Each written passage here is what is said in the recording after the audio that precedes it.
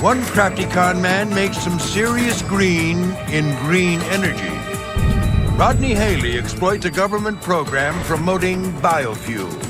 I think Mr. Haley was surprised at how easy it was to make an extraordinary amount of money by doing essentially nothing. After selling fake energy credits, Haley takes spending into overdrive. On 6/1/2010, he gets a deposit from ConocoPhillips for RINs he sells for $231,000. The next week, he buys a Lamborghini for $230,000. It's a wild shopping spree backed by stolen millions.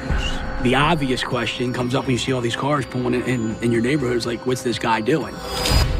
And later, in America's swankiest zip codes, a cat burglar strikes in the dead of night. When I opened the doors to the silver closet, and the bottom two drawers were missing. That's when I said, Eileen, we've been robbed. For master thief Blaine Nordahl, no window is too small.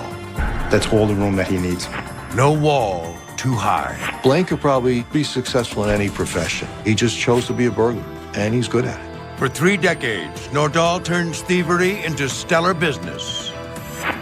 But how long can he keep it up? Blaine could be 80 years old, walking down the street with a cane, and he's still going to be breaking into homes, stealing sterling silver. The Fields of White Marsh is a quiet subdivision just north of Baltimore. When a young man named Rodney Haley purchases a home here with cash in 2010, neighbors like Rob Kamadari take notice.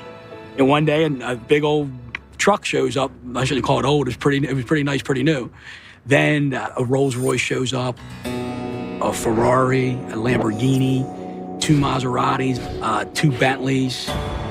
Before you know it, there was 14 cars sitting in front of our houses here. Soon, the quiet street out front begins to resemble a bustling luxury car lot. In front of the house down there in the corner, and they were in front on this curb right here, down here. I mean, they were lined up. For me, it became an inconvenience or a pain in the rear because you're coming home from work, you're pulling up the street, and you got to work your way around this person, that person. You don't want to hit anybody. It was a nuisance. It was a big nuisance. Kamadari and others begin to wonder, what's going on with the new guy on the block? Well, I mean, let's think about it. You know, is this a neighborhood that supports 14 cars in front of your house? No, it's not. The obvious question comes up when you see all these cars pulling in your neighborhood. It's like, what's this guy doing?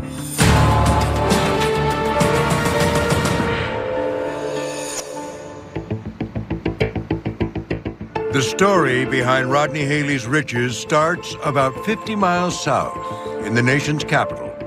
In 2005, President George W. Bush signs legislation aimed at boosting the production of renewable fuels. Using ethanol and biodiesel will leave our air cleaner.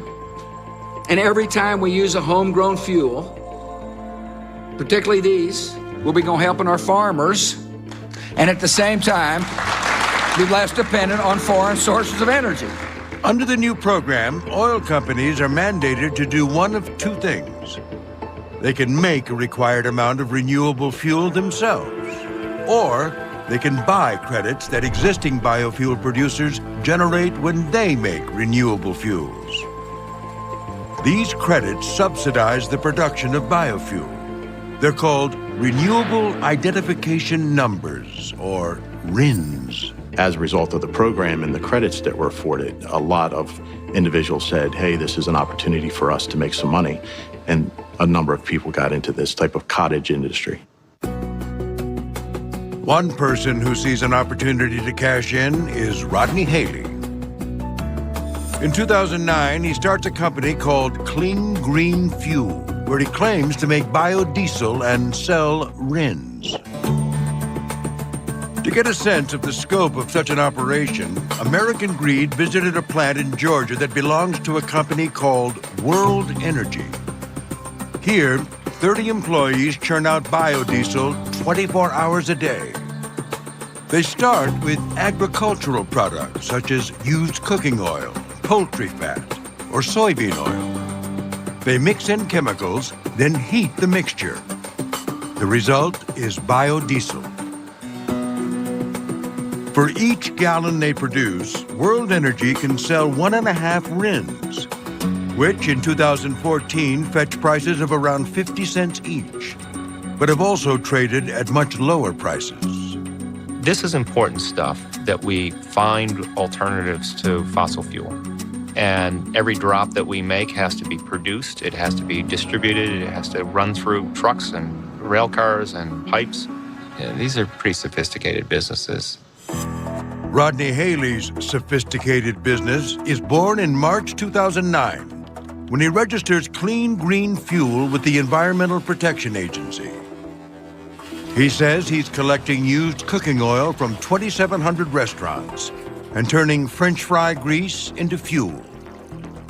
When he applies to be part of the program, no one from the EPA comes to inspect his production facility. The EPA declined an on-camera interview request. In an email to American Greed, they write that Congress did not require or fund the inspection of new facilities. They also say that it was up to those who bought RINs to verify their authenticity. Others see it differently. This program operated like many government programs. It was based upon trust. It was more on an honor system, that you were actually creating the biofuel or the fuel that you were supposed to for the RIN. Somebody like Haley, for example, he probably realized pretty quickly nobody was watching.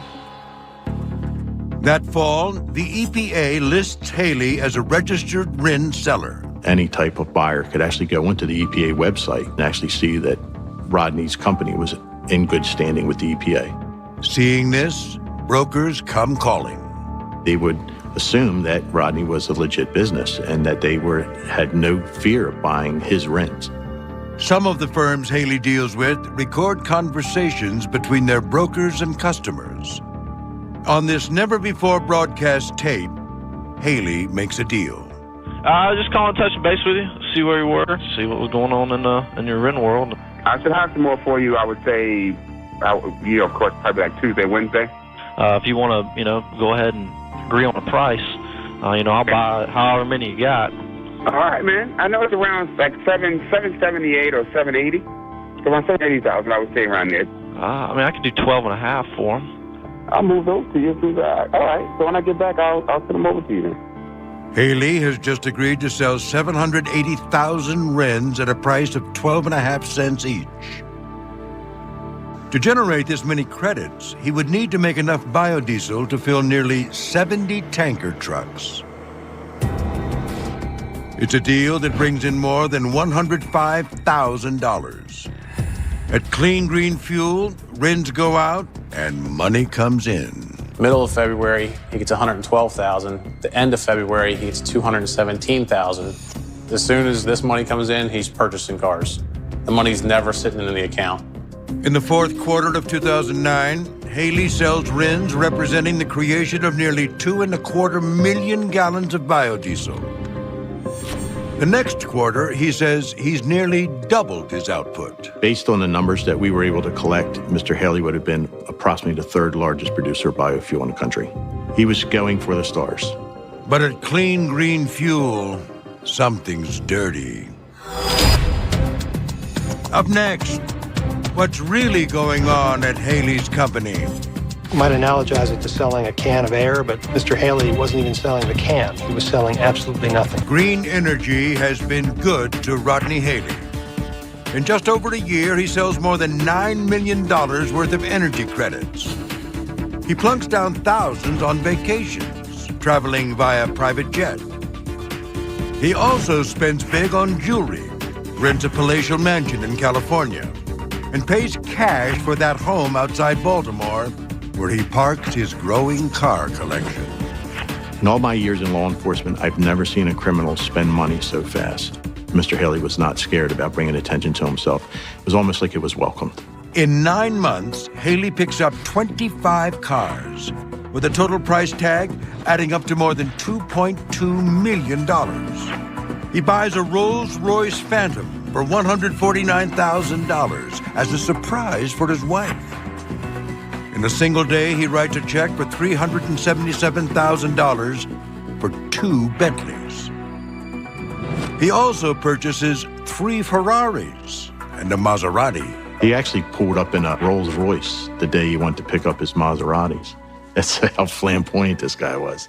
And although he claims to be a green energy entrepreneur, The crown jewel in his collection is a Lamborghini Murcielago, which gets just 8 miles per gallon. As investigators will later see, his spending is a mirror image of his income. On 6/1/2010, he gets a deposit from ConocoPhillips for RINs he sells for $231,000. The next week, he buys a Lamborghini for $230,000. As soon as this money comes in, he's purchasing cars. But who is the man making millions selling RINs? In talking to brokers, Rodney Haley tells quite an impressive story about his background. Just to give you a little history of me, 8 years ago, I was a vice president for Bell Atlantic. I also worked for General Dynamics and, plain and simple, I have an engineering degree. If it can be done and I can think it, I can do it. This is all a lie. In truth, Haley's fuel-related work record is not so impressive. In 2006, a police report says he's arrested for stealing gas and is given probation on a lesser charge. 3 years later, he's running clean green fuel at a headquarters a few miles away, where he employs close to a dozen people. Mr. Haley's corporate headquarters looked like any other business. On the front, it said Clean Green Fuel. You were greeted by a receptionist. You would assume that he was a corporate office for a large company. Oddly, though, the heart of his operation, his biodiesel plant, has no fixed address. At various times, he says it's at this rented garage or at this warehouse. And while a real biodiesel plant is a huge and complicated endeavor, Haley sometimes claims his plant is located at his home.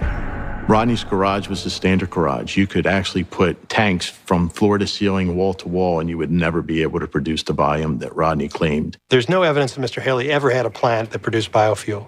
In fact, all it was producing was dirty money that funded Mr. Haley's lavish lifestyle.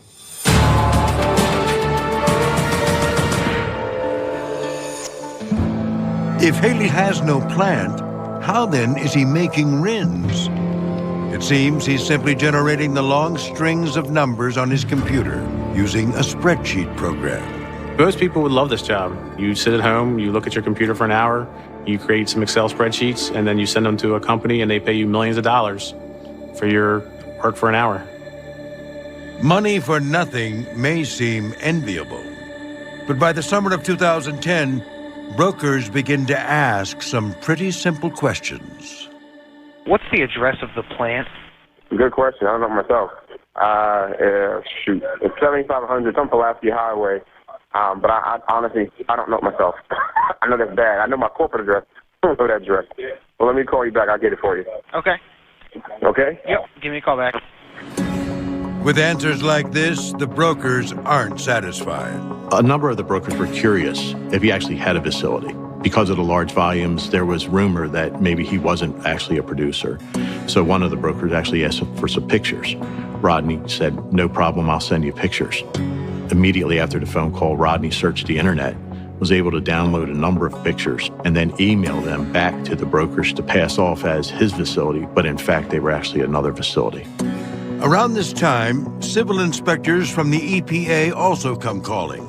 Haley can't answer their very simple questions either. When somebody's primary business is producing biofuel, if you ask them where their factory is, that ought to be very easy for them to answer. But Mr. Haley, in fact, was unable to answer even that basic question of where the facility was located. Haley first tells inspectors his plant is here, in the heart of Baltimore's fuel industry. But he can't show them exactly where. A week later, he takes them to a different location, this warehouse on the other side of town. It hardly seems a fitting place for a top biofuel producer. All they saw was 3 empty tanks, not even bolted to the ground, even to the point that his water source was a green garden hose that was hung over the rafters. Rodney had nothing that was even close to what a real facility required. Haley gives them the pictures of someone else's facility, saying this is what the place once looked like. There was obviously no production facility. They didn't find a production facility. But even then, there's no evidence that EPA took any immediate action to shut down Mr. Haley, and EPA didn't refer the case for criminal investigation. The EPA tells American Greed that shutting down a facility requires court action. and that their inspectors spoke to criminal authorities once an investigation began. But this was at least 5 months later. During this time, Haley sells more than $4.5 million in additional RINs. Up next, it's not the EPA Rodney Haley has to worry about. The threat to his livelihood is closer to home. The lesson in this case is never get a mom who has to walk her daughter down to the school bus man. For more than a year, Rodney Haley has been making millions pretending to be a biofuel producer. But it turns out it's not the EPA he should fear. It's the neighbors he's annoyed with his overflowing exotic car collection. Rodney, by parking his cars, the school bus driver was so scared to drive through, he thought he was going to scratch or bump one of Rodney's exotic cars. And these moms and dads had to walk their kids all the way down to the main road to get on the school bus. In this particular case, a small community complaint turned out to be one of the largest frauds against the EPA. Baltimore County Detective Mike Iosa is part of an IRS financial crimes task force.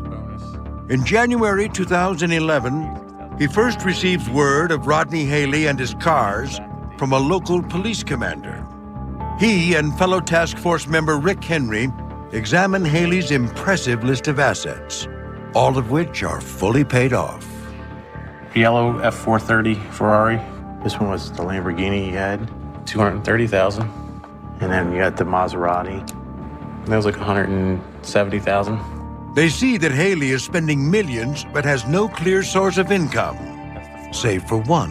While Mr. Haley was running this fraud scheme that generated $9 million in proceeds for Haley, he was collecting unemployment compensation in the state of Maryland. In fact, Haley boldly uses the unemployment benefits to make a payment on his Rolls-Royce. But investigators soon learn it's another government program funding his wild ride. They look at his financial records and see millions of dollars coming in, marked as payments for the sale of RINs. But they find nothing to prove that Haley is actually producing biodiesel. Throughout our financial investigation, you would look for different expenses for a real business, such as the removal of a byproduct or the waste, a large water bill, electric bill, things of that nature. We never saw any of that within Haley's company. Every one of his expenses seemed to be more personal than business related. It's not long before investigators reach a simple conclusion. His whole company, his whole idea of making biodiesel fuel was a complete illusion.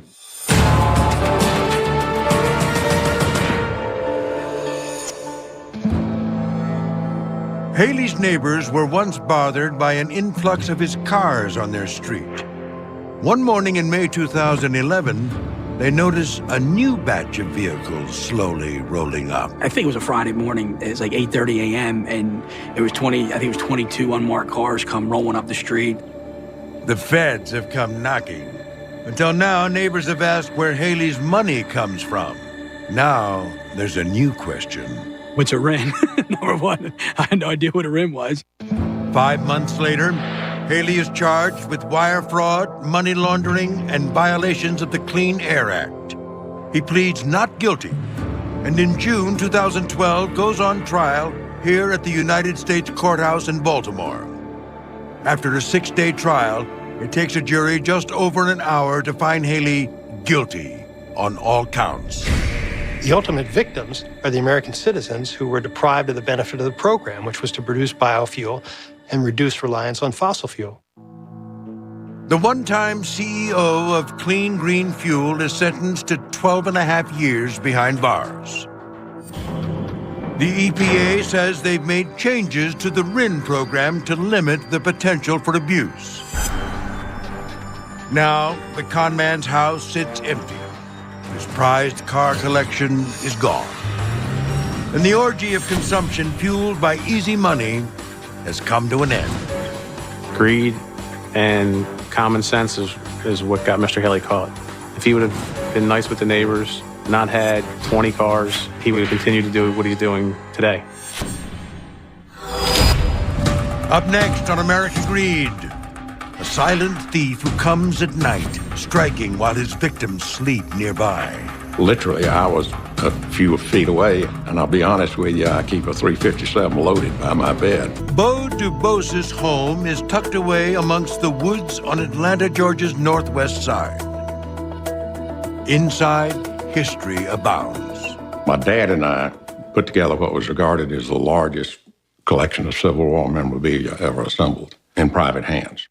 One night in 2013, Dubose and his wife Eileen fall asleep to the sounds of a powerful June thunderstorm.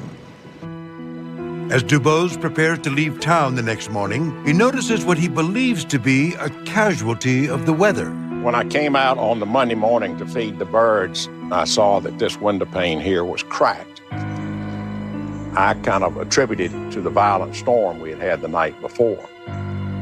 When he returns home later that week, Dubose learns it wasn't the weather that broke his window.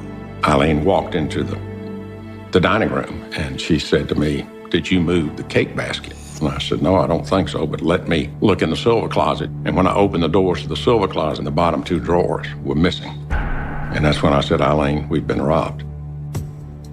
The thief has left Dubose's Civil War collection alone and gone after one thing and one thing only: sterling silver. Among the missing items is an 18th century sterling mug that once belonged to George II, King of England. For the thief that took it and many other items, it's quite a haul. The insurance company wrote us a check for $170,000. And unfortunately, that didn't cover the total value. Many home alarms go off when a door or window is opened. By entering the way he did, the thief avoided setting off Dubose's system. It was pretty obvious when we returned that this was the point of entry. And the alarm was on, but it was only the perimeter alarm, and coming through here would not trigger it. The thief leaves behind no prints, but he has left behind silver-plated items and knives with hollow handles. Over off the side of this far terrace, that's where he had left the drawers to the silver chest that still had the knives in them, as well as a Pacific cloth bag that had 4 or 5 Sheffield plate trays still in it. What I surmise is that he got this out the window, went down where the noise wouldn't be as obvious, and kind of picked through everything to make sure what he was taking was all sterling silver, and he left what was not. Dubose is not alone in finding his silver missing. All across the South, many families learn they've joined an elite club. They've allegedly been targeted by a man who goes after silver inside the country's finest homes, a man known as the Burglar to the Stars. I said, well, at least we got robbed by the best.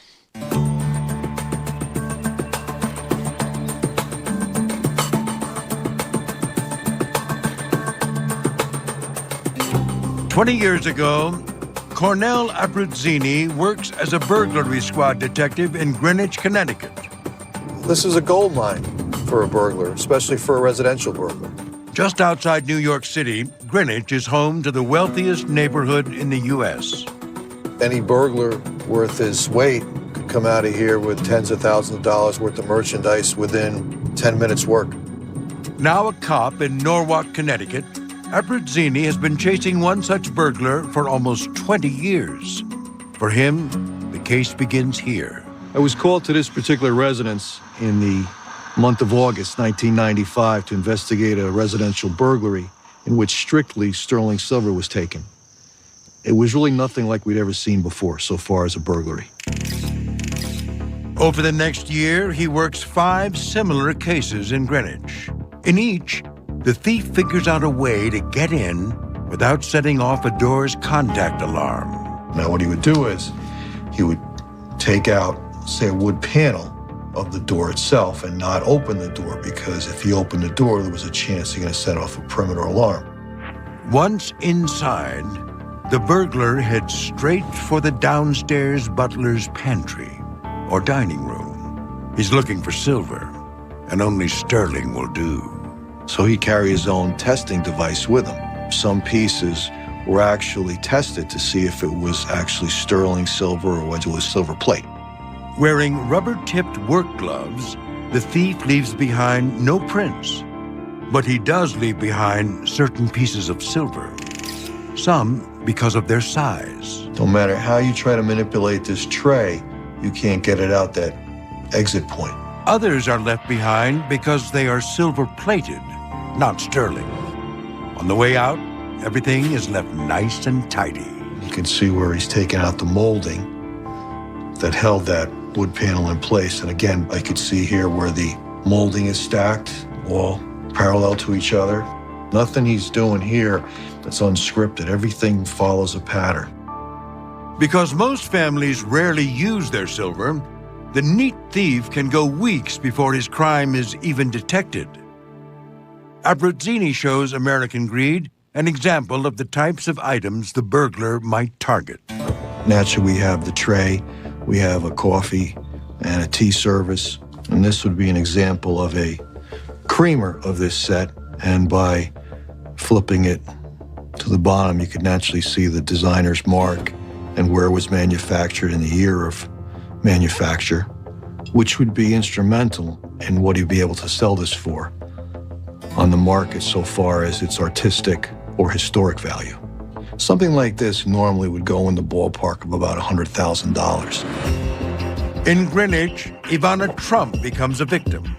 Elsewhere, other reported targets include Bruce Springsteen and Steven Spielberg. I don't think his motive was to hit specific people. It just happened that he'd be in an affluent neighborhood, and the chances are, being in that type of neighborhood, you're going to hit somebody with a lot of, financial juice. Case files still crowd Abruzzini's home. For him, understanding the criminal means a crash course in high-end silver. There were certain items that would be stolen, which I'd never heard of. I have yet to utilize a bonbon server or even a ice cream fork in the Abruzzini household. At the 6 houses in Greenwich in the mid-1990s, the burglar makes off with approximately $400,000 in loot. And this is just one stop in a crime spree stretching for thousands of miles.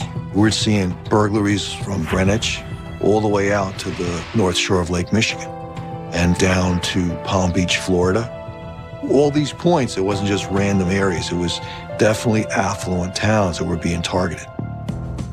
For the thief, it's a busy and lucrative venture. You're talking between $5 and $10 million during this 2-year frame.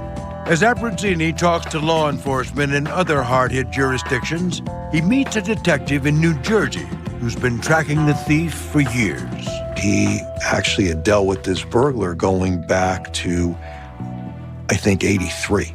He looks at what we have and he says, there's no question in my mind, the guy you're looking at is Blaine Nordahl. Next, is Blaine Nordahl's crime the ultimate rush or just plain greed? I'm sure he gets some sort of thrill out of being in a home, but he's doing it primarily for the monetary end. FBI Special Agent James McCarthy first began studying silver thief Blaine Nordahl in the 1990s. Blaine is one of the top burglars ever. Here is a cat burglar who could commit crime after crime, go through territory after territory, and sometimes not even leave enough clues so that people would even recognize that they were burgled. But Nordahl wasn't always so slick. The son of an artist, he first started hitting homes in New Jersey in the 1980s while serving in the Navy. Initially, he was just your nickel and dime burglar, breaking into homes, stealing appliances, stealing electronics. Nordahl's greatness isn't innate, it's learned. Every time Blaine got caught, he would amend what got him caught and not use that again. For example, they made cases on him forensically by the use of tool impressions. After that arrest, he decides every night after I use my tools in a burglary, I'm going to throw those tools out and use new ones. So there's no way of directly linking him with any type of forensics. As a burglar, Nordahl has 2 attributes that serve him well. First is his size. This is the actual size of a panel that Blaine was able to remove. As you can see, it's very, very small, and that's all the room that he needs. Next is his brain. I'm curious as to what his IQ is, because maybe once or twice in a career, you run into a burglar the caliber of Blaine. He said he would target homes that had animals. If there's an animal moving in the house, there can't be a motion detector on because the alarm would be constantly going off. I mean, you're dealing sometimes with a spooky dude. Trust me. In 1996, Abruzzini obtains a warrant for Nordal's arrest for the burglaries in Greenwich, Connecticut. That fall, with the FBI's help, cops take down the silver thief at a Walmart parking lot in Wisconsin. Even in jail, the master thief can't keep his hands off the cutlery. He stole a spoon from the cafeteria, and he actually sharpened one edge of it down, so it was like a cutting tool. What he was trying to do was, he was trying to cut through the bars. And he went so far as to actually plan a jailbreak on one of the Sunday afternoons when the Green Bay Packers were playing, because he figured everybody in Wisconsin would be watching the Packers, including the prison guards. Nordal's breakout attempt fails, and eventually he's extradited to New York. There, he works out a favorable plea deal with the feds. You tell us all the burglaries you did during this 2-year time frame, and whatever you tell us, you can't be charged with further down the road. In these never-before-broadcast recordings, Nordal outlines the wide swath of burglaries he's committed. Greenwich we've covered with 7, okay? How many in Southampton? I put it at around 10 also. So did they. Okay, so do they. What townships in the state of Florida? Palm Beach and Miami. What was the attraction to Miami? Were you down there just for a change? I was just down there because it was cold up here. As Nordal talks, the number of crimes he's known to have committed grows. He gave me 144 burglaries that he did in 36 different jurisdictions throughout the United States, 9 different states. Nordal isn't just pointing out jobs he did. He's letting law enforcement in on some of his mysterious ways, like how he selects a home. It's more intuition. It's how I observe a place, if I feel comfortable with it, if I feel a way to get into it is adequate, if the type of system they have. There's all kinds of factors. I have to feel right, comfortable with all of them. I don't know what it is. It's just a sixth sense. Nordal also explains what he does after he leaves a crime scene. The property from these 3 burglaries, what did you do with it? I took it to the fence. Yeah. Before it's even reported, You're gone. The best objective is be disposed of, eliminate everything. You go to the crime scene at 8 o'clock or 9 o'clock in the morning even. It's already been done. Everything's been disposed of, property's already gone, done. Nordal says he drives straight from crime scenes to a fence in the New York area. He was basically getting between 10 to 15 cents on a dollar. His payout for 3 hours work was between $10,000 and $15,000 a night, which is not bad for a payoff. The thief says that his fence is moving the product overseas and that it's going to people with wish lists. They wanted me to get porcelain, they wanted me to get oil paintings, diamonds, you name it. There was no limit. If I had gotten the Mona Lisa, I could have got rid of it. So why is Nordal only taking silver? You basically access to the whole house. Why just stop with the sterling? Because I don't want any confrontation. So in other words, you're counting on the silver being stored in the dining room downstairs away from the sleeping quarters. Right. And if you were going after jewelry, you'd have to go up there. Right. I wouldn't do something like that. For cops, Nordal is giving a masterclass in silver theft. I learned a lot from Blaine over the years. Maybe it's not that I respect what he does. I can respect the professionalism he brings to the table. Because of his cooperation, Nordal is sentenced to 5 years in prison. Next on American Greed, Blaine Nordal may steal only silver, but he takes something more, his victim's sense of security. What upset me about it was just the vulnerability you feel of being invaded. On the east bank of the Hudson River, in a part of New York State that Franklin Roosevelt once called home, lies Edgewater. Dick Jenrette, a former Wall Street financier, bought the estate from writer Gore Vidal in 1969. Well, I bought it really as a second home. I had a place in New York City for my work on Wall Street. And I thought it'd be a nice retirement home, which is it turned out to be. Ginrette plans to one day share Edgewater with the public. After I pass on to my next reward or punishment, whatever it should be, it'll become a house museum. In the 19th century, the Donaldson family lived at Edgewater, and Ginrette has gone to great pains to fill it with their possessions. He once traveled to Spain, where he tracked down many of the items that belonged to the home, including a silver set decorated with the signs of the zodiac. The silver had a lot of meaning. I mean, I'd done a lot of research and a lot of trips to Spain to get it, and it just, in one fell swoop, it was gone out the door.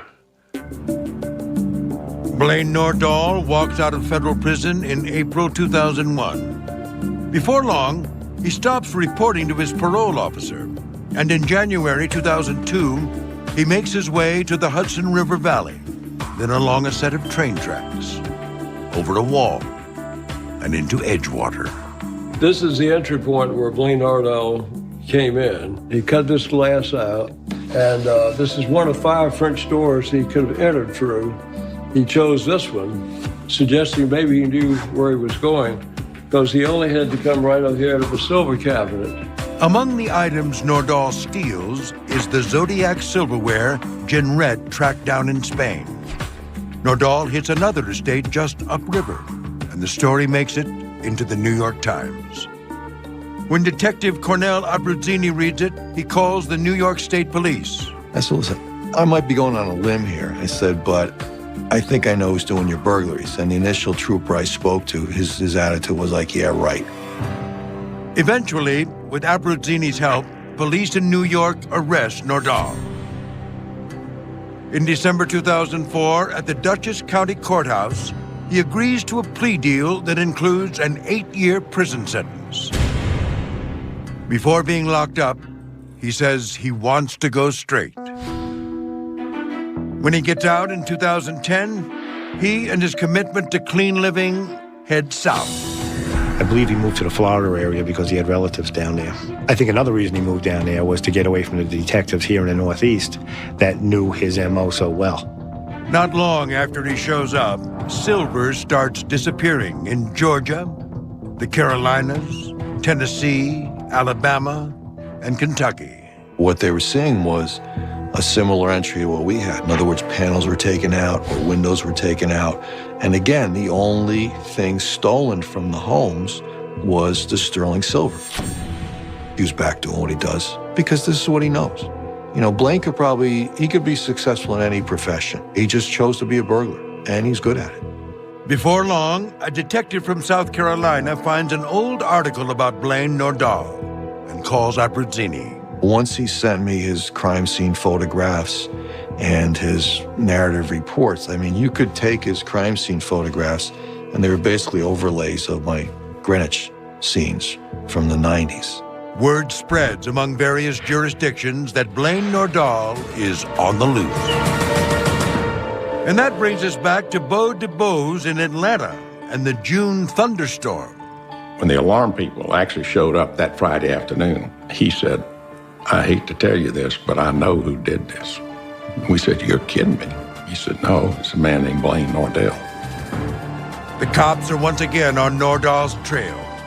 And that August, he's arrested in Hilliard, Florida, not far from Jacksonville.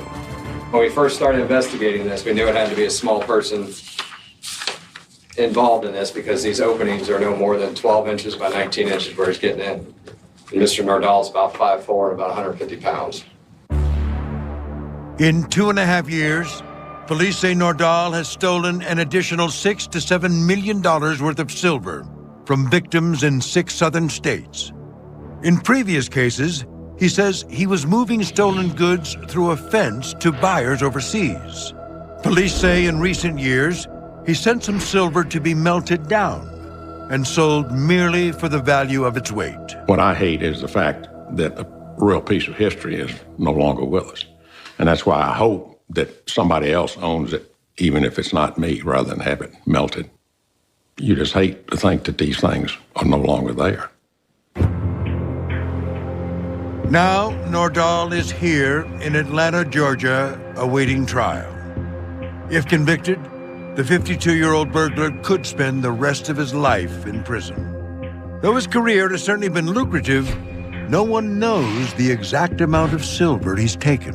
It's definitely within the tens of millions of dollars. I mean, I'd say at this point it's over $50 million worth of silver. Nordahl once said he kept 10 to 15% of the value of each night's work. He's a man who lived simply. So what happened to all the cash he's made? He's putting this much thought process into his method of the burglaries. So you know he's putting at least as much thought process into what he's doing with that money. Somewhere this money exists. It's just that the connections haven't been made yet. Turns on booming real estate opportunities. His victims are cops and teachers, hairdressers and builders. We had confidence in him, and we were convinced that this was legitimate. So I invested my IRA, $130,000, my entire life savings. If you're making money, you become complacent, you become comfortable, and that's when you get hurt. Nicholas Cosmo brings white-collar crime to blue-collar America. He just took all my life savings and squandered it. Bilking his victims out of $400 million. One greedy scoundrel was able to destroy the lives of 4,000 people. Their hopes, their dreams, taken away, all because of his greed. On January 26, 2009, federal agents raid the headquarters of Long Island money-lending firm Agape World, Inc. on suspicions of fraud. Meanwhile, the company's president and founder, 37-year-old Nicholas Cosmo, slips out the back door and flees to Manhattan, to his attorney's office. Later that night, Cosmo takes a commuter train back to Long Island with his lawyer and surrenders to U.S. postal inspectors. He is charged with 32 counts of mail and wire fraud. WNBC's chief investigative reporter Jonathan Dienst is on hand to catch a glimpse of New York's latest accused fraudster. Who is this guy? No one had ever heard of him before. And who is this guy who allegedly took part in a $400 million fraud? Who is he? The story begins in suburban Wantagh, New York, on Long Island. Here, in a blue-collar town, in a blue-collar family, Nicholas Cosmo is born and raised. Cosmo talks of his salt-of-the-earth family in this exclusive telephone interview with American Greed. I grew up in a classic, structured, strict family. Just a very loving family, I guess you could say. Nick Cosmo may end up being a black sheep, but in his youth, he's the pride of Wantagh, a hometown kid on the rise. Reporter Dave Winselberg covers Cosmo for the Long Island Business News. The guy was so smooth and so convincing. Cosmo was very involved in sports. He played soccer, he played baseball. Baseball was his ticket to college. He got a scholarship to St. John's, which is a great baseball program here in New York City. But playing sports isn't enough for the ultra-competitive Cosmo. As a teen, he secretly starts betting and is soon hooked on the rush of risky sports gambling. Unfortunately, he had a gambling Jones very early on. He went to his first Gambling Anonymous meeting while he was still in high school. So it was apparent that he would have a problem with gambling for a long time. I know I have a gambling addiction. It was always something very difficult for me to control. In 1993, Cosmo is drafted by the Ohio Valley Redcoats minor league baseball team, and he has a shot at the big leagues. But after one season, he is cut. I'm only 5'8", and that always is a strike against you in baseball. You have to be exceptional, and I wasn't that. And so, the unexceptional baseball player and closet gambling addict finds himself in need of a career. He decided to go, at that time, into being a stockbroker, and he thought that was the best way to make money fast. In 1993, Cosmo gets his Series 7 license and finds a job as an entry-level stockbroker. In the mid-90s, Long Island is the epicenter of the so-called boiler room brokerage, made famous in the feature film of the same name. I'm telling you, this stock is going right? I'm invested very He hooked up with an outfit here on Long Island that was one of the models for a boiler room movie. It was that kind of operation. Boiler rooms are startup firms that use young brokers to make high-pressure cold calls to unsophisticated investors. They just hammered people on the phone looking for anybody with money. They could be retirees, they could be people with 401ks or whatever. Cosmo liked the action. He was a gambler, so he liked the idea of making stock trades. Cosmo is learning the ropes, learning how to talk people out of their money, selling penny stocks and other high-risk investments. But on the side, he's also raising the stakes on his gambling habits. I worked with 200-300, men, and we were all in our 20s, and guys were making a lot of money. The sports gambling got out of control. According to Cosmo, he's coming up on the losing end of too many bets. And although he won't name names, his gambling creditors are not the nicest guys in town. You can use your imagination. You gamble with people that expect to get paid and will do what they can to collect that money. Cosmo has a girlfriend and a baby son to support, and a nasty gambling habit is eating up much of his salary, until Cosmo comes up with a scheme to pay off his bookies.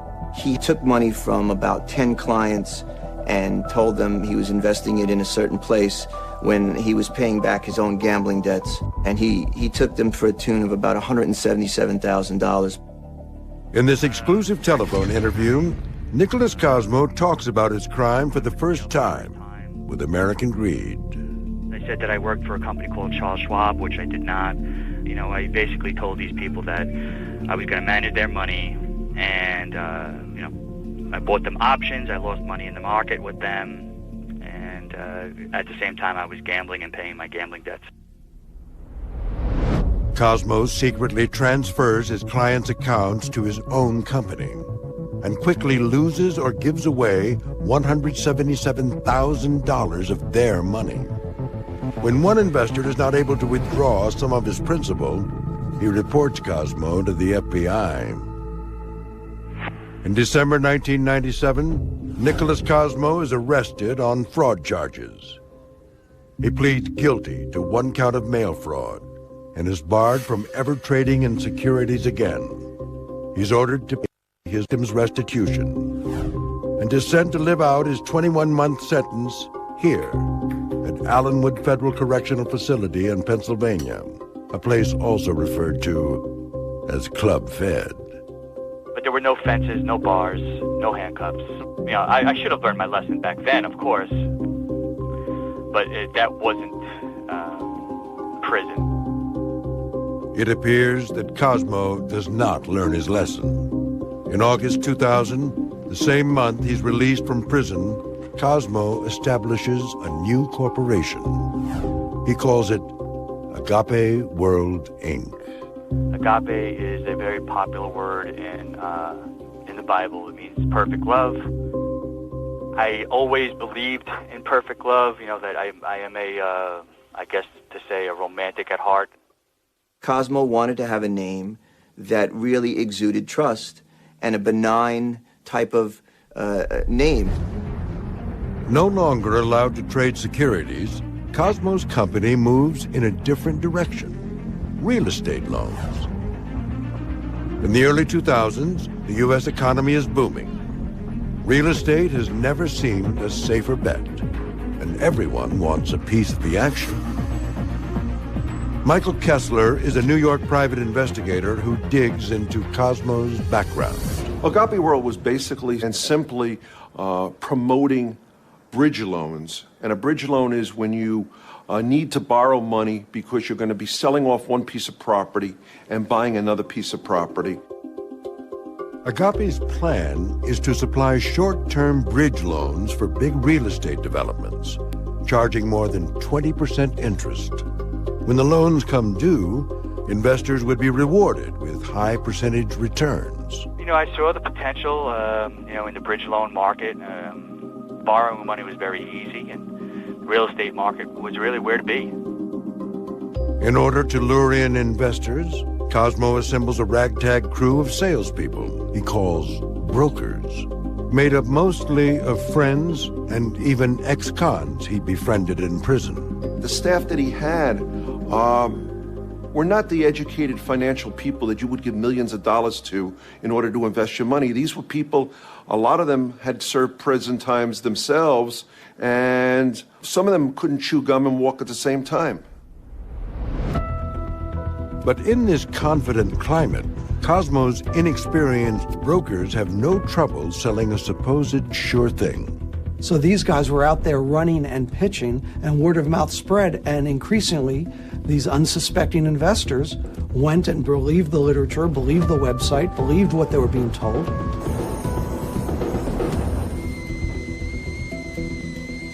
A friend of mine who was in the mortgage business actually got me involved and talked about this investment that he was in, and he was getting very good returns, even more than he originally thought.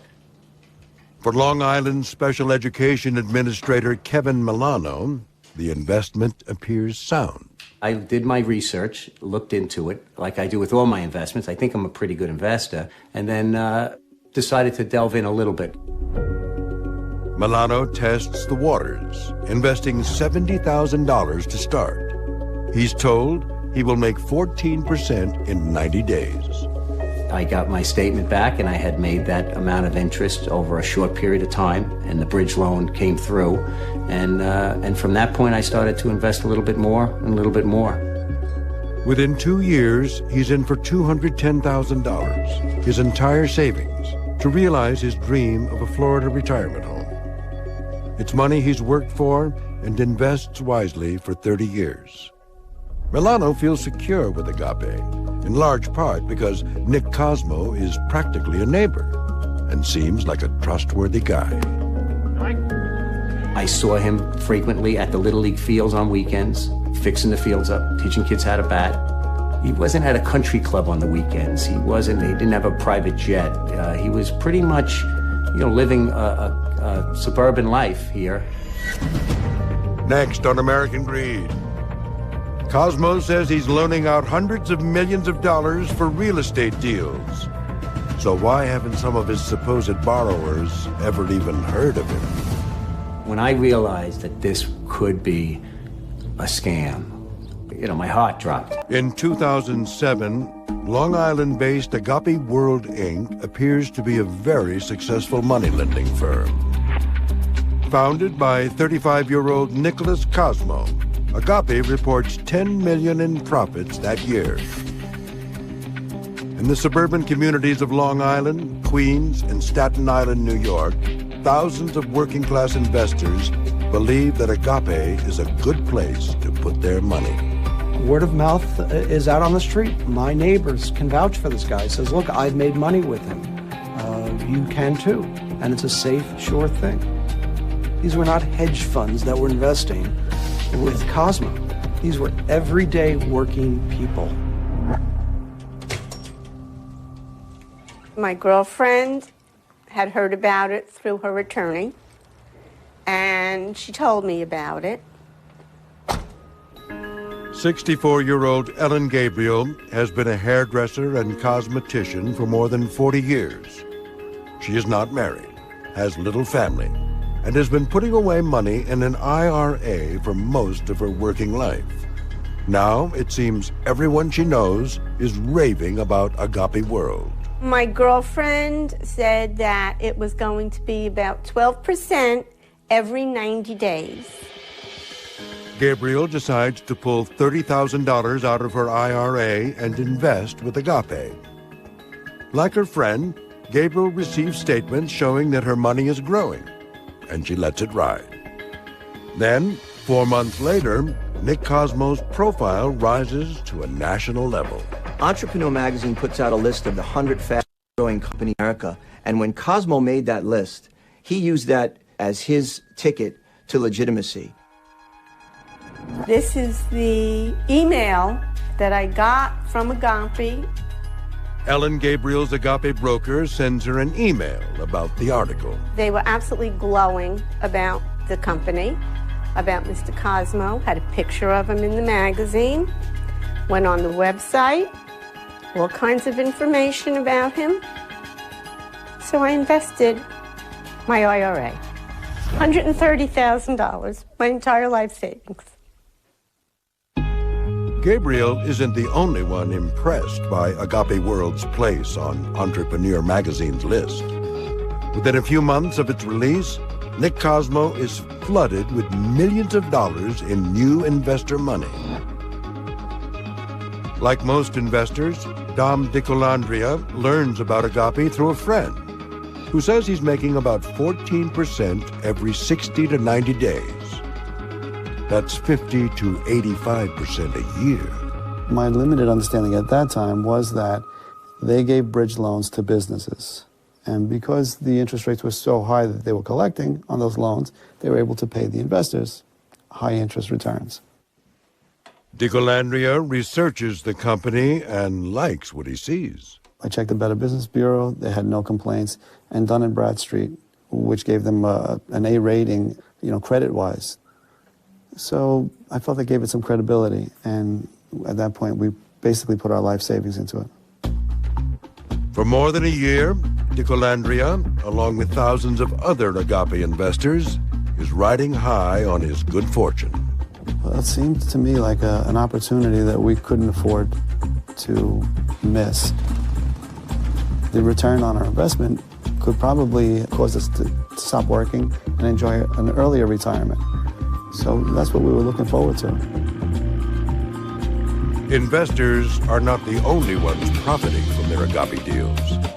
Nick Cosmo's staff of so-called brokers are bringing in millions of dollars in commissions, even though these brokers are made up mostly of friends, including a formerly unemployed surfer and 2 ex-cons with no financial experience. In fact, the way the structure worked, the main brokers got as much as 18% off of whatever they sold.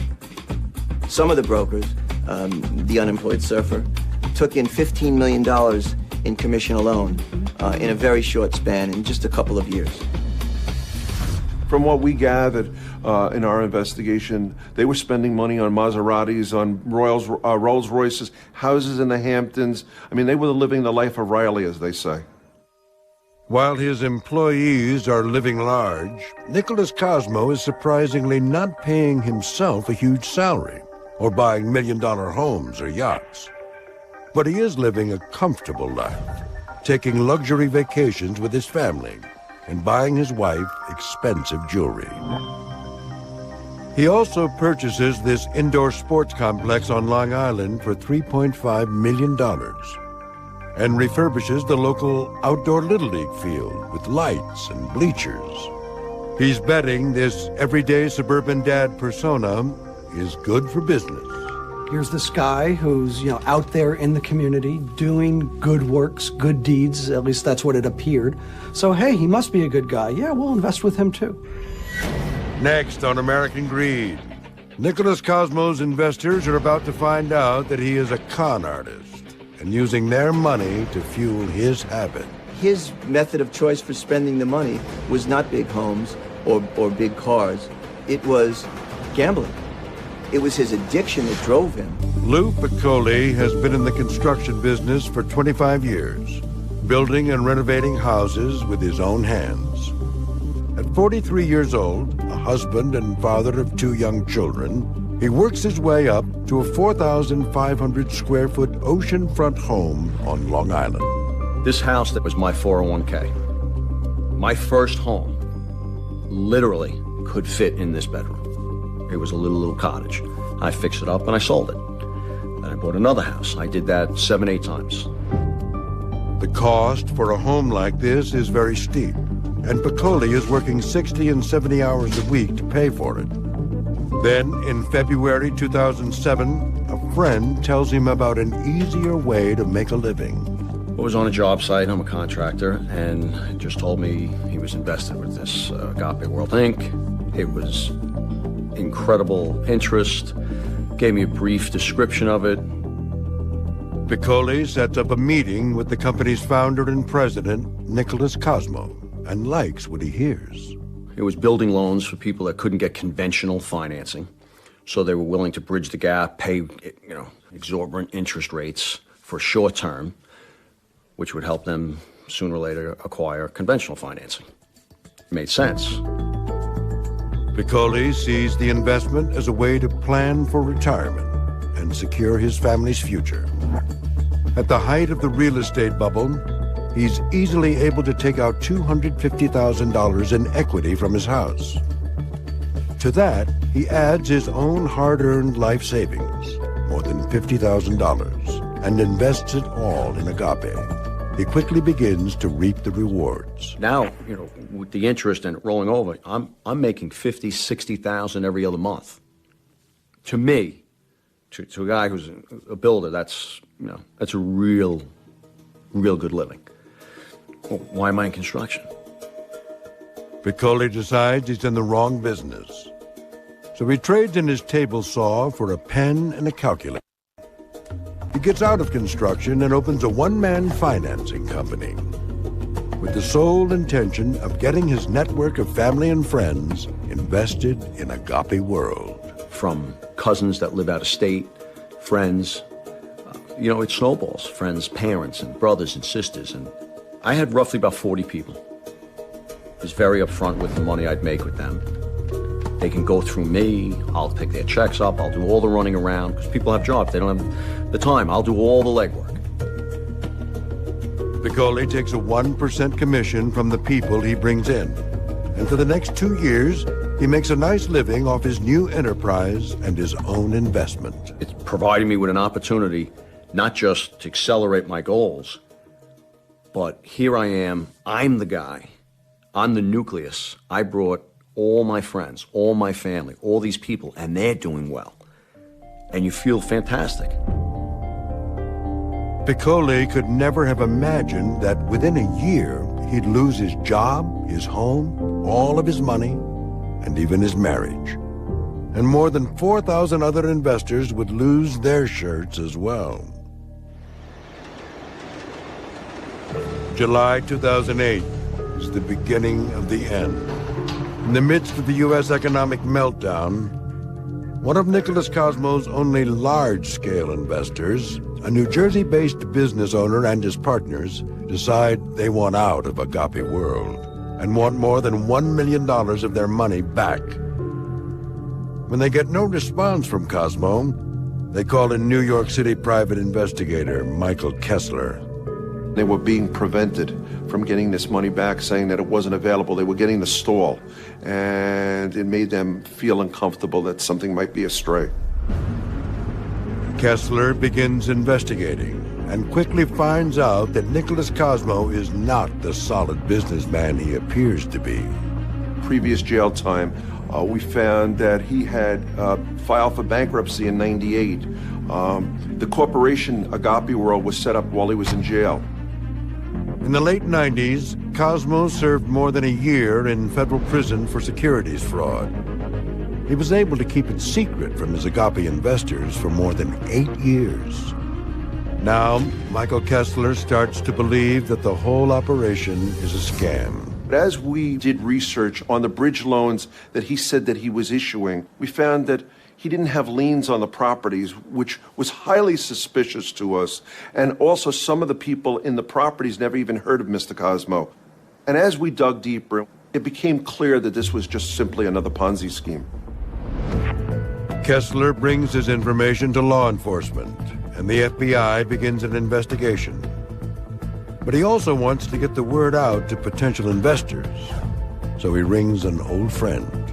I said to Dave, there's something breaking on Long Island that you should be aware of. Long Island Business News investigative reporter David Winselberg. There was a lot of people putting money in, and the interest was like 14% in a very, very short amount of time, as little as 72 days. All the classic signs, and as Mike would say, the red flags came up that it was a Ponzi scheme. On August 29th, 2008, the Long Island Business News runs its first story on Nicholas Cosmo's criminal past. And many investors get nervous. Then, a few months later, the largest financial fraud case in U.S. history breaks. Bernie Madoff is 24/7 News. When you heard a $64 billion fraud by Bernie Madoff that went on for decades, a lot of investors said, wait a minute, what's going on with my money? And they began to check, and a lot of people began to try to pull their money out. For more than 4 years, Nick Cosmo is inflating the loan amounts he's supposedly lending out. And although he collects more than $350 million in investor dollars, Agape lends a paltry $25 million to borrowers.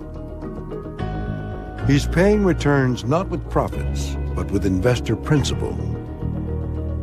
In this exclusive phone interview, Cosmo explains.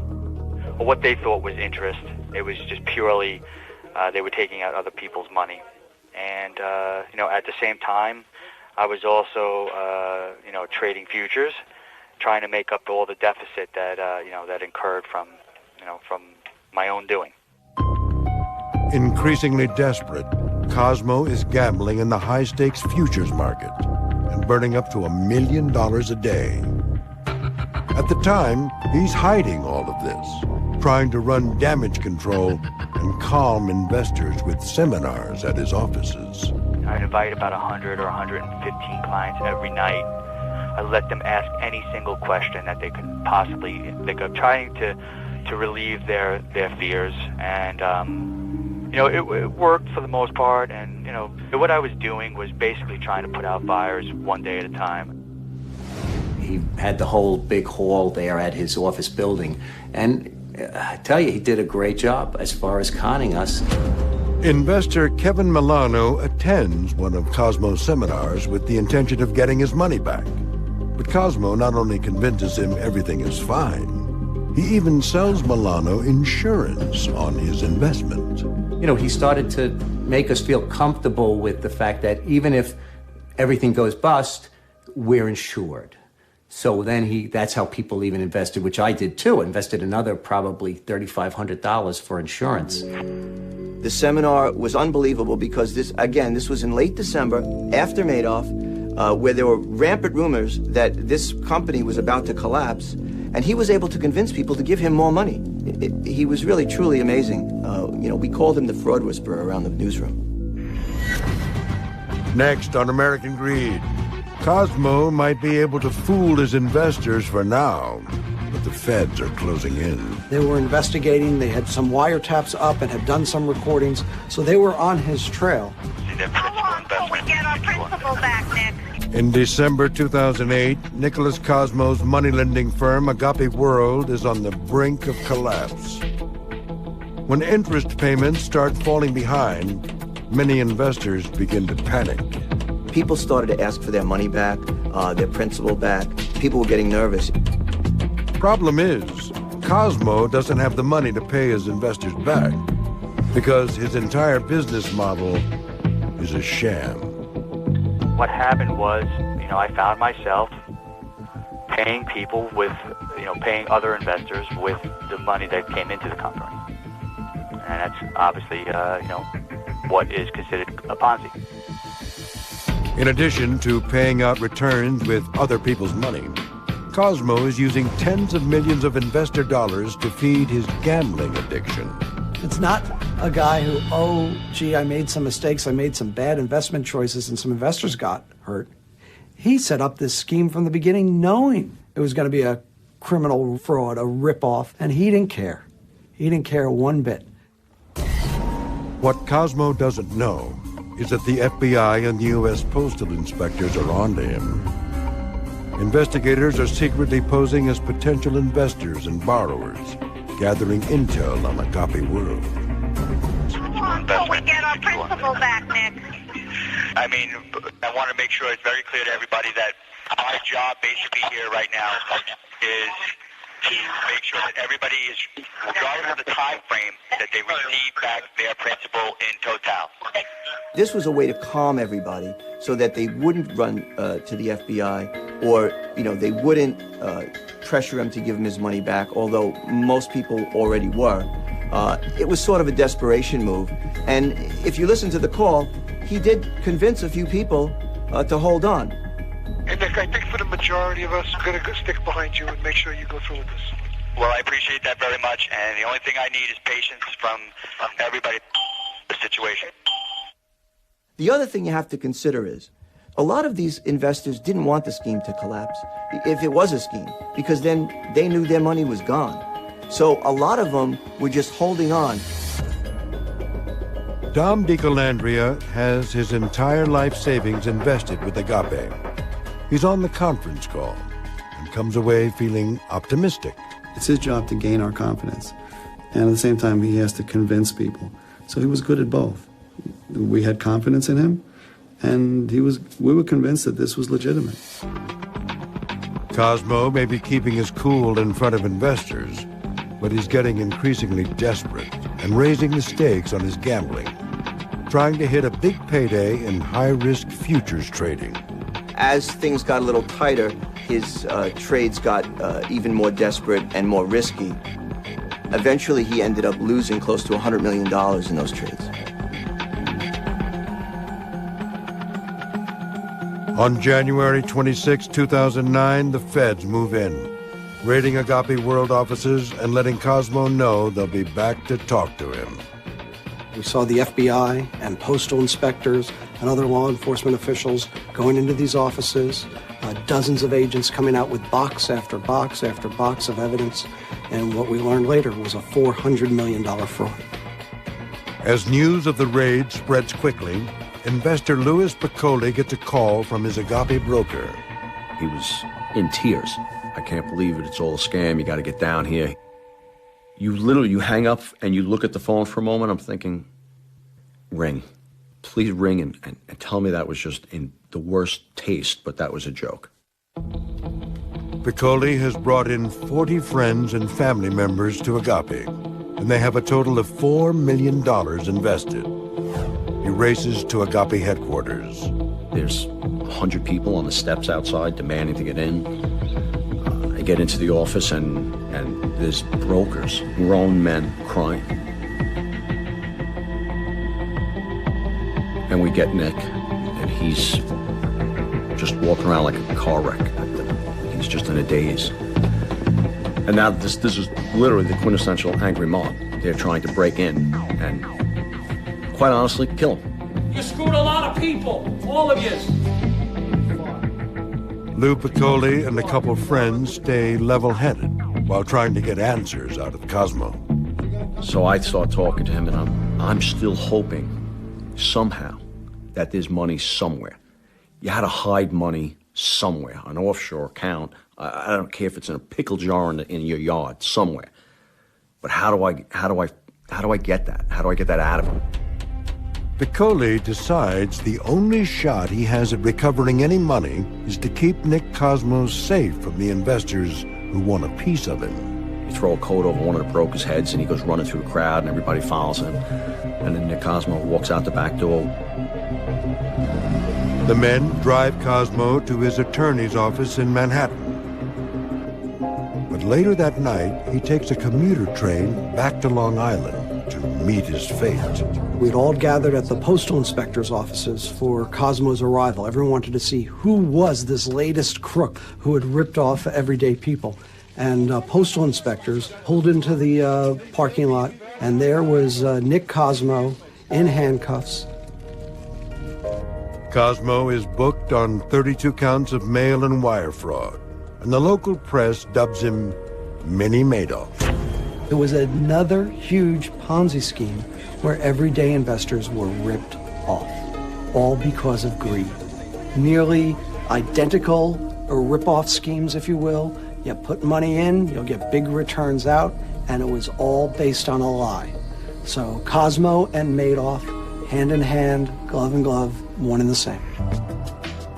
On October 29, 2010, Nicholas Cosmo stands before a judge in federal criminal court, accused of running a Ponzi scheme and stealing $400 million from more than 4,000 investors. Cosmo pleads guilty to 1 count each of mail fraud and wire fraud. 12 months later, he is sentenced to 25 years in prison. More than 30 of his victims are on hand to watch. So is Long Island Business News reporter Dave Winselberg. The victims were devastated. These were people who lost their life savings, people that couldn't afford to lose their life savings. People lost their money for colleges for their kids. It was all they could do to keep from, rushing up and strangling Cosmo, I'm sure, when they were in the courtroom. Special Education Administrator Kevin Milano lost $210,000, and his dreams of retiring to a Florida home with his wife are on hold indefinitely, thanks to Nicholas Cosmo. And this is a man that you're sitting there and watching fix up the Little League fields, and you say, oh yeah, he's absolutely, he wouldn't lie to you, there has to be something wrong with him, and hopefully one day he'll get some help. 64-year-old hairdresser Ellen Gabriel lost $130,000. Her entire retirement fund she had been investing faithfully in for 30 years. Now, she believes she will have to work until the day she dies. Retirement isn't even an option. I do work 7 days a week. I've worked holidays, I've worked Christmas, I've worked New Year's. If it snows, if it rains, it doesn't matter. I just go. I have clients, I go, I do. 48-year-old Louis Piccoli still lives in his oceanfront home on Long Island. For now, it's in foreclosure, and he and his kids could be kicked out any day. Panic one day that, the sheriff department's going to come knock on the door and tell you got 48 hours, a week to vacate. Okay. Here's my question. Where? Tell me where do I take him? A builder for 25 years, Piccoli left the construction business to work full-time handling family and friends' investments in Agape World. But in the wake of the real estate bust, he doesn't even have his old trade to fall back on. Piccoli says he has little work and few contacts. And he says the Agape ordeal has been a huge contributor to the breakup of his marriage. I haven't had a good night's sleep since. I can't put 2-3 straight hours together. You constantly, it doesn't go away. How can it? The nightmare I'm living isn't just my own. My parents' home is in foreclosure because I got them involved in this. I have relatives that can't do things for their children because they lost everything. The only thing that keeps me going, and I honestly don't mean to sound corny, but my children will never fully understand that they saved me. Real estate appraiser Dominic DiColandria's entire life savings has been wiped out. But instead of spending energy on anger, he takes a more reflective approach. He says he's learned a valuable lesson. The victims got to take some responsibility too. We wouldn't have been victims had we not failed to recognize that this was unreasonable return of principal. So there's greed on both sides of the fence. There's some you can feel sorry for and some you might not, but we all need to be responsible. A trustee is appointed to the case to try and recover funds. But so far, he has only recouped an estimated $20 million, returning just a fraction of that to victims. In this case, the victims are lucky if they get pennies, and maybe even less than a penny on a dollar, when everything's finally recovered. For the past 3 years, Nicholas Cosmo gets by in an 8-foot by 8-foot cell in federal prison. Cosmo tells American Greed that he never intended to hurt anyone. In my mind and in my heart, I was able to get through every single day because I thought I was helping people, that I was going to be able to fix this problem that I created, but I was going to be able to fix this problem. So that energy and that inner drive that I had was driven by that. Cosmo also believes his sentence of 25 years is unfair. He is appealing it, claiming he wants to get out of prison early in order to work to pay back his victims. I don't blame anyone for, feeling ill will or hatred or anything, disillusioned by me or my actions. I've taken full responsibility for everything I've done. I'm obviously being punished for it, and the only thing I seek is just an opportunity to pay them back. One of those victims is Kevin Milano, who has spent his career working in special education. He believes there is a lesson Nick Cosmo should have learned early in life, but didn't. I work with kids who are severely developmentally delayed. You know what? They know what's right and they know what's wrong. But he knew it, and he did it anyway. If he stayed in jail for the rest of his life, that would be fine. I was born in Recife, under walls that never stayed clean. Every week, the rain washed the colors away, and every week, someone painted them back. Some were saints, some were slogans. Some were just names of people who wanted to be remembered, even if only by strangers. My mother said I used to stare at those walls longer than I stared at people. She thought I saw angels in the stains. Maybe I did. Maybe every boy who grows up surrounded by poverty learns to find beauty in defiance. Paint on concrete, hope on decay. My father was a carpenter, quiet, disciplined, Catholic in the way that means survival. He built confession booths and repaired pews. He used to tell me that faith is a kind of architecture, invisible but load-bearing. I never told him that I saw more truth in the graffiti on the church's outer wall than in the polished marble inside. Because out there, the saints had dirt under their nails. Inside, they had halos they never earned. By 14, I was already tagging alleys. At first, it was just words. Vida, sol, respeto. I wanted people to stop and read, maybe feel something, maybe remember something. My friends called me O Santo da Rua, the street saint, because I never tagged liquor stores or brothels, only public buildings, schools, churches. To them, it was rebellion. To me, it was prayer.